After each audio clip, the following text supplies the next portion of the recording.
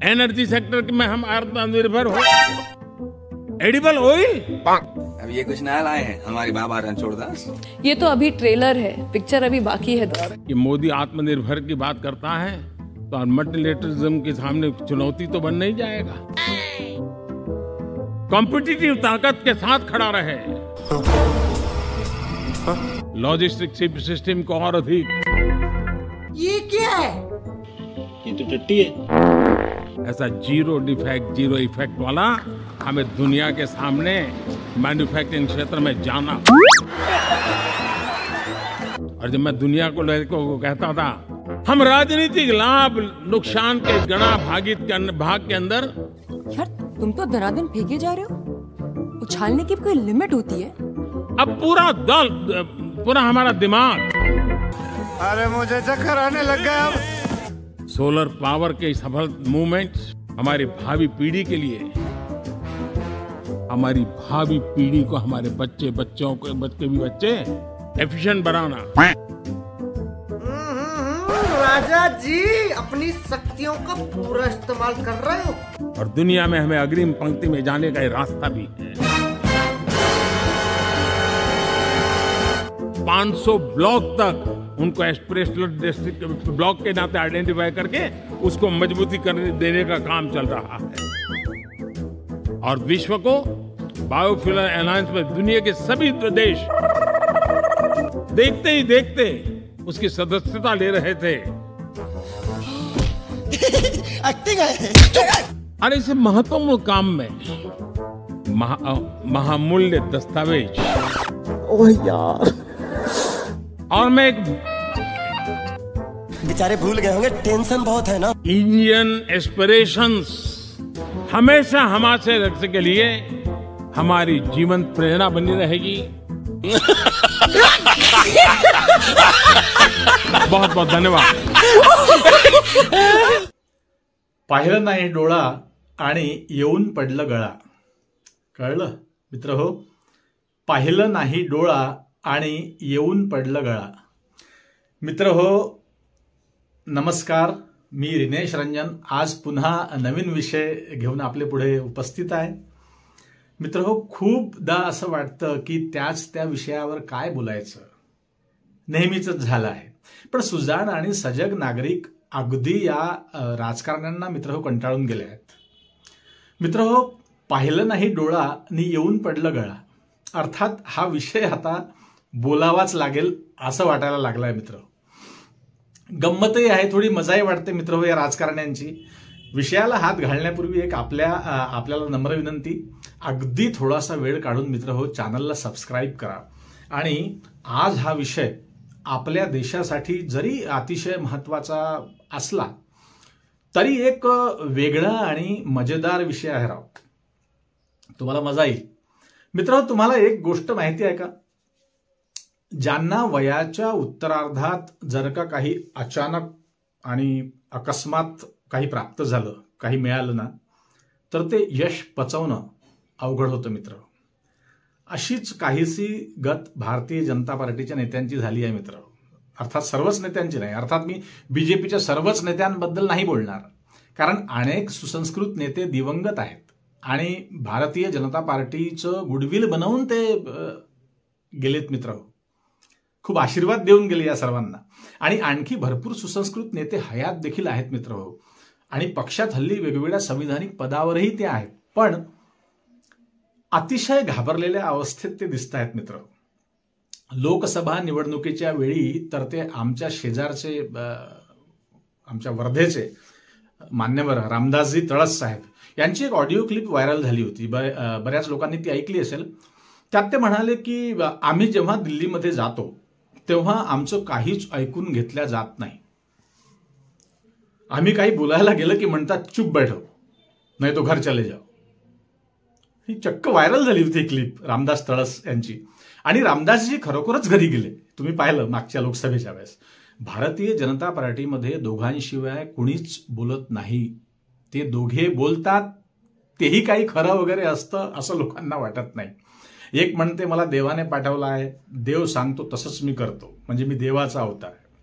आणि अंधभक्तही म्हणतात ते देवाचा अवतार आहे. दुसरे मान्यवर 2-4 दिवस आधी काही बरडले, काही बोलले संसदेत, तेव्हा अख्खा देशच भडकला. दुसरे बोलतात, त्यांना म्हणतात चूप रहो. ते बोलले तर जनता चूप राहत नाही. जुने जाणते आमचे लोकप्रिय गडकरी साहेब आहेत मित्र, ते म्हणतात मी माझ्या कामाचं बोलतो. आणि ते खरं आहे. आणि खरंच ते कामाचंच बोलतात, यात काही शंका नाही. नवनिर्वाचित माननीय मुख्यमंत्री बोलतात, पण त्यांना त्यांचे मित्र पक्ष एखाद्या लेकरासारखे दिवस रात्र त्यांना परेशान करतात मित्र. एक म्हणते मला संत्रा गोळी द्या, दुसरा चक्क कॅडबरी मागतो. नाही दिली तर लेकरासारखे रुसून गावाकडे पळतात मित्र. ते तुम्ही चित्र पाहिलं आहे. ते विधानसभेचं ते अधिवेशन सुरू आहे नागपुरात. आणि जे जमिनीवरचे कार्यकर्ते आहेत त्यांचा एवढा आत्मविश्वास वाढला आहे मित्र की पुढे येणाऱ्या ज्या काही छुटपुट निवडणुका आहेत त्यांचा डोळा तिकडे आहे. ते भरदिवसात स्वप्न पाहायला लागले आहेत. ज्यांच्या मनात जसं येईल तसं ते बोलायला लागले आहेत मित्र. जसं वाटेल तसं वागायला लागले आहेत मित्र. अशी गंमत सुरू आहे सध्या देशात. काल परवा आम्ही काही खरेदी करायला गेलो. थोडा वर्दळीचा परिसर होता, तर गाडी पार्क करायला काही जागा शिल्लक नव्हती. माझा एक मित्र काही मेडिसिन घ्यायला गाडीतून उतरला आणि 2 मिनिटं गाडीमधून उतरला आणि तो मेडिसिन घ्यायला गेला. आणि मी गाडीमध्ये बसून होतो. तेवढ्यात मागून एक कार आली आणि जोरात दार ठोकून मला म्हणते, निकल गाडी के बाहर. मी म्हटलं काय झालं दादा? म्हणते तेरे गाडी को जला डालूंगा, फोड़ डालूंगा, जल्दी गाडी हटा बनते. मला काही सुचत नव्हतं, कारण गाडीची चाबी होती मित्राजवळ आणि तो मेडिसिन घ्यायला गेला. तेवढ्यात मी शेजारच्या एकाला, बाहेर उतरल्यावर शेजारच्या एकाला विचारलं, म्हटलं कोण आहे दादा, साहेब कोण आहे? तर ते म्हणते पहचानते नाही क्या इनको? ते भाऊ आहे म्हणते. भाऊ मला काही कळलं नाही. तेवढ्यात त्यांच्या गाडीवर माझं लक्ष गेलं. त्यावर मला कमळाचं चित्र दिसलं, कमळ. तेवढ्यात माझा मित्र आला. आम्ही माफ करा, त्यांना काही सॉरी वगैरे असं म्हटलं आणि तिथून आम्ही निघालो. नंतर स्पष्ट झालं की सुसंस्कृत भारतीय जनता पार्टीचे ते कार्यकर्ते होते मित्र. ट्रॅफिक पोलिसांचंही काम पार्टीने त्यांच्याकडेच दिलं की काय असं आम्हाला वाटलं. गंमत आराव. आता सांगा मित्र अशी गंमत या सगळ्या लोकांची आहे. चहापेक्षा किटली गरम वाला काम सुरू आहे सध्या आपल्या देशामध्ये.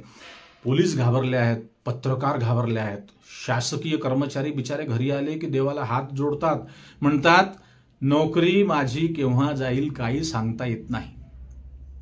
ईडी, बीडी, कोर्ट, सुप्रीम कोर्ट, न्यायाधीश, हवालदार, ठेकेदार सर्वांना हुडहुडी भरली आहे मित्र. वयाच्या सरते शेवटी छप्पर फाडके जेव्हा मिळतं ना की अशी गत होते. अनेक वर्षे विरोधी पक्षात बसून बिचारे कंटाळून गेले होते. आता अचानक सर्व मिळालं तर त्यांना सुधरत नाही. काय करू न काय नाही. बरं, जे हयात नाहीत त्यांनाही सोडत नाही. संसदेत गेले की ताड ताड ताड ताड ताड ताड फायरिंग सुरू. गांधी नेहरू, गांधी नेहरू, गांधी नेहरू.